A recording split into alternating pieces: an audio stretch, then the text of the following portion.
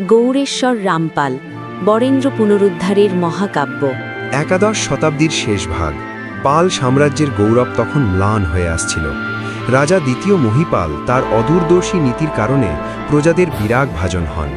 মহিপালের মনে ভয় জেগেছিল যে তার ভাই রামপাল সিংহাসন কেড়ে নিতে পারেন। তাই তিনি রামপালকে বন্দী করে কারাগারে নিক্ষেপ করেন। অন্ধকার প্রকোষ্ঠে বসে রামপাল কেবল তার পিতৃভূমির ভবিষ্যতের কথা ভাবতেন। মহিপালের দুর্বল শাসনের সুযোগ নিয়ে বরেন্দ্রভূমিতে বিদ্রোহের আগুন জ্বলে ওঠে। কৈবর্ত সম্প্রদায়ের নেতা দিব্য বা দিব্যক এক বিশাল সৈন্যবাহিনী গঠন করেন। এই বিদ্রোহ কৈবর্ত বিদ্রোহ নামে ইতিহাসে পরিচিত। দিব্যের নেতৃত্বে বিদ্রোহী বাহিনী রাজা মহিপালকে যুদ্ধে পরাজিত ও হত্যা করে বরেন্দ্রভূমি দখল করে নেয়। পাল বংশের অস্তিত্ব চরম সংকটের মুখে পড়ে। বিশৃঙ্খলার সুযোগ নিয়ে রামপাল কারাগার থেকে পালিয়ে যেতে সক্ষম হন। তিনি তার বিশ্বস্ত অনুচরদের সাথে মগধে অর্থাৎ বর্তমান বিহারে আশ্রয় নেন। পিতৃভূমি বরেন্দ্র তখন শত্রুর অধীনে, আর পাল বংশের সম্মান ধুলোয় লুণ্ঠিত। রামপাল দমে না গিয়ে শপথ নিলেন যে তিনি তার হারানো রাজ্য পুনরুদ্ধার করবেনই। বরেন্দ্র পুনরুদ্ধারের জন্য রামপালকে একটি শক্তিশালী মিত্রবাহিনী গড়তে হতো।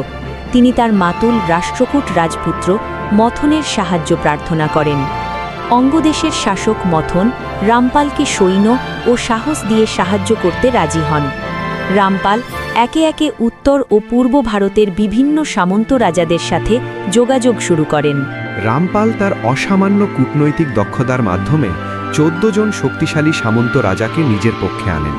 তাদের বিশাল সৈন্যবাহিনী ও হাতি নিয়ে একটি ঐক্যবদ্ধ জোট তৈরি হয়। রামপাল নিজেই বিশাল বাহিনীর সেনাপতি হিসেবে দায়িত্ব গ্রহণ করেন। যুদ্ধের দামামা বেজে ওঠে, আর লক্ষ্য ছিল একটি, পৈতৃক ভূমি বরেন্দ্র উদ্ধার। পাল বাহিনী গঙ্গা নদী অতিক্রম করে বরেন্দ্রভূমির দিকে অগ্রসর হয়।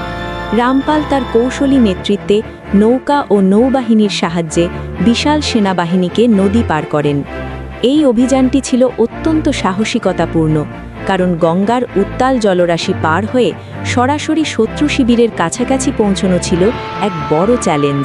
দিব্যের পর বরেন্দ্রের শাসক হয়েছিলেন ভীম। তিনি ছিলেন একজন পরাক্রমশালী যোদ্ধা। রামপালের বাহিনীর সাথে ভীমের বাহিনীর এক ভয়াবহ যুদ্ধ শুরু হয়। হাতির পিঠে সওয়ার হয়ে রামপাল বীর বিক্রমে যুদ্ধ করেন। এই যুদ্ধ ছিল পাল বংশের অস্তিত্ব টিকিয়ে রাখার শেষ লড়াই। তলোয়ারের ঝনঝনানি আর যোদ্ধাদের চিৎকারে আকাশ বাতাস প্রকম্পিত হয়ে ওঠে। দীর্ঘ ও রক্তক্ষয়ী যুদ্ধের পর ভীম পরাজিত ও বন্দী হন। রামপাল তার অসীম ধৈর্য ও সমর কৌশলের মাধ্যমে বরেন্দ্রভূমি পুনরুদ্ধার করেন। পাল বংশের লুপ্ত গৌরব পুনরায় ফিরে আসে। প্রজারা তাদের যোগ্য রাজাকে ফিরে পেয়ে আনন্দ উল্লাসে মেতে ওঠে। ভীমকে বন্দী করে নিয়ে আসা হয় রামপালের দরবারে। জয়ের পর রামপাল গঙ্গা ও করতোয়া নদীর সঙ্গমস্থলে একটি নতুন ও আধুনিক রাজধানী স্থাপন করেন। এই নগরীর নাম রাখা হয় রামাবতী। তিনি এখানে অসংখ্য মন্দির, বিহার এবং শিক্ষা প্রতিষ্ঠান গড়ে তোলেন। রামাবতী হয়ে ওঠে উত্তরবঙ্গের রাজনৈতিক ও সাংস্কৃতিক কেন্দ্রবিন্দু। রামপাল তার শাসনকালে কৃষি ও শিল্পের উন্নয়নে ব্যাপক জোর দেন। এই বীরত্বগাথা অমর হয়ে আছে কবি সন্ধ্যাকর নন্দীর রামচরিত কাব্যে। এই কাব্যের প্রতিটি শ্লোকের দুটি করে অর্থ ছিল। একটি শ্রী রামচন্দ্রের কাহিনী, আর অন্যটি রাজা রামপালের জীবন।